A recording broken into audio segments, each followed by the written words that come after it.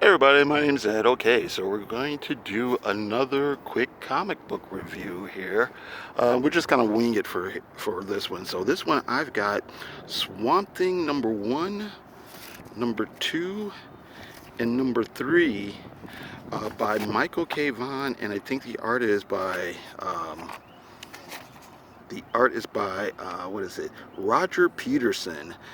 So this is pretty interesting. It came out roughly 2000 or so, and a lot of interesting stuff was coming out of like DC Comics, like at the very late 90s, early 2000s. That kind of flew out on the radar. This is a series that's actually about Swamp Thing's daughter or whatever. We'll get into it. Well, first thing is, I really enjoy these covers here. I think they're really, really nice looking. The series itself, at least what I've read of it, is kind of okay-ish. All right, it's not great, it's not terrible, it's just okay. But here, so this first one is pretty interesting.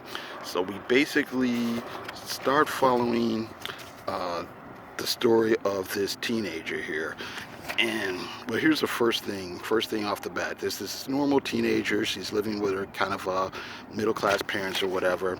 And one of the flaws with the art is here is Roger Peterson doesn't stay consistent. You can see it here. Here she looks like she's maybe 12 or 13. Here she looks like a little kid. Here she might as well be an adult, you know.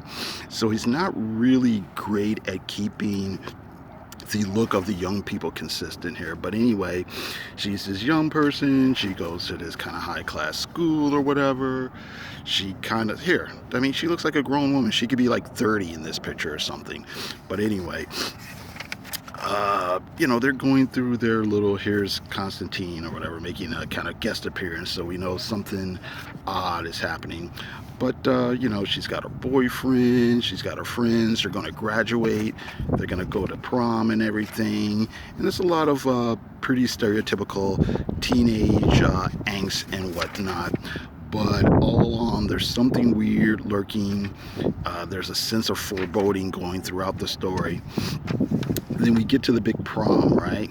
Okay, so then she finds her boyfriend making out with her best friend, and that triggers her, and she kind of has this trauma. Next thing you know, she's shedding her skin here, and she turns into the her true form of Swamp Thing's daughter, and she kind of lashes out, and she causes all the bacteria and stuff to erupt from her friend's body, and she's causing the grass to grow and murder her boyfriend or whatever, and he's killed. And then she realizes that she'll be suspect, so she builds another body out of all the grit and grime and vegetation around there, and and then kills that body. All right. And then at the end of this issue,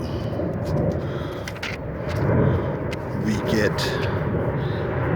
Abigail Holland showing up to tell the family, like, your daughter wasn't really who you thought she was. She's really, my daughter, and I'm the wife of the Swamp Thing. And so issue 2,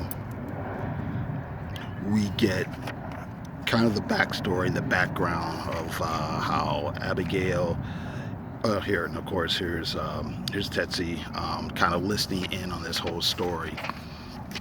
But we get the whole story about how Abigail, or Tetsi, is created, or is connected to the Parliament of Trees and the Green, I should say. And this is the kind of mystical life form that connects all the plant life on the planet.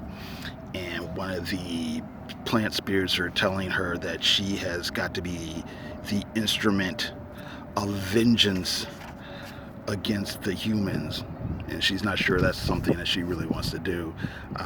Here of course is Swamp Thing Swamp Thing Senior. Here's Abigail. Here they are married with their child. Again, here's the guy telling her like the humans have polluted this planet. They've dumped this and they've dumped that and they've done all sorts of terrible things. We've got to strike back. So la-di-da. And here she is as a baby, taking vengeance against the humans. And then Abigail and Swamp Thing decide, well, we can't let this go on. So they go to Constantine, tell him what's happening, and they come up with a plan. Constantine finds out about this girl who's going to die. They plant Abigail's spirit into the girl's body, and so she grows up thinking that she's a normal girl for several years, until of course the tragic events of the last issue. Here's Sitsi telling like again one of the plant spirits that no, I will not be an instrument of violence, or I won't act out your revenge anyway. Here of course are the parents, after hearing this story, telling you monsters, get out. Okay, and here's Abigail deciding that she's going to find her own destiny. La-di-da. Now this one, I really like. So this is to see out on a fishing boat, and this one just kind of plays out like a straight horror story. This could have been like a horror movie. Kill your darlings. So basically that comes from the fact that this guy here is a writer. He's on the boat. He thinks he's going to be the next Hemingway or whatever.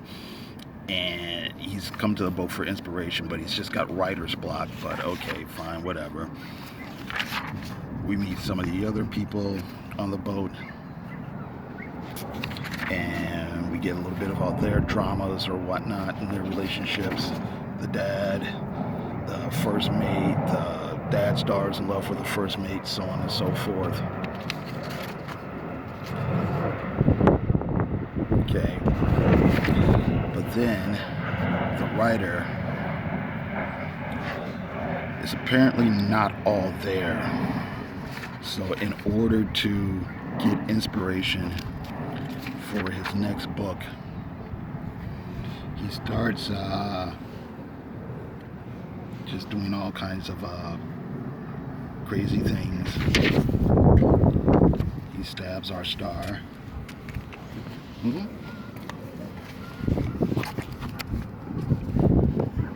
And she seems to be deceased.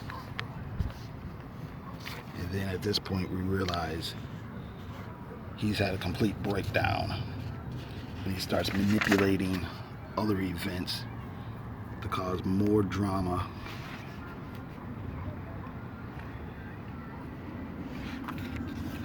And this, of course, leads to more death, more violence, more tragedy.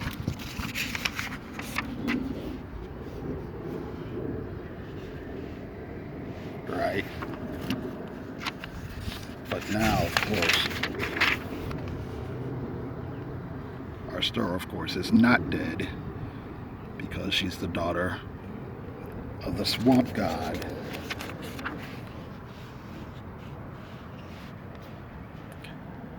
And she enacts vengeance.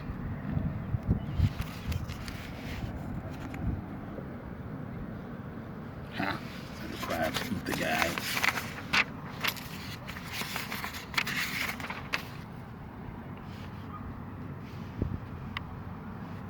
And that's it.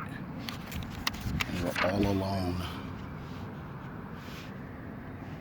on the boat. Ta ta ta ta. So Again, this is actually probably, like I said, my favorite of these three. It plays out like a straight up horror suspense story. It's lots of fun. The art's a little bit better than it is in the first issue. It just seems the art's not, but overall it's not great. It's not horrible. It's good enough to be professional. Like I said, it's just shaky here and there. And like I said before, I was kind of disappointed in the fact that the artist, he's not always 100% consistent. Woo! Wind's blowing. With his depictions of, he's got the main character under control now, but just drawing average everyday people, it's shaky here and there. So there you go. Pretty fun. Like I said, this is Brian K. Vaughn before he became Brian K. Vaughn. So awesome. So yeah, that's it. Thank you very much for watching. I do appreciate it. And everybody have a good day.